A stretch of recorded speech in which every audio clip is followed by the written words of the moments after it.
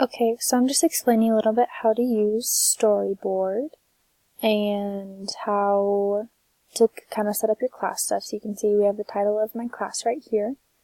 I've already added in 3 students. I gave them little usernames, and they have a temporary password that they can then put in their own password and do that later.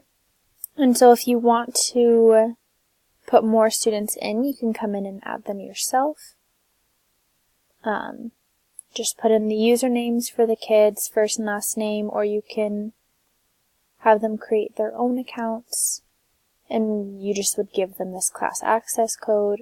Or if you'd rather send them an invitation to either them or their parents, depending on how old they are, you can click the invite button right here and it generates these PDF invitations.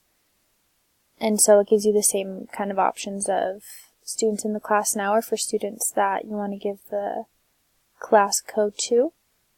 Then you just click on this print invitations button, and when that loads, that'll pop up. Oh, here we go.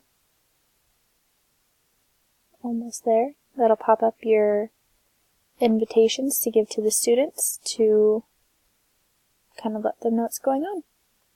And it's just that simple.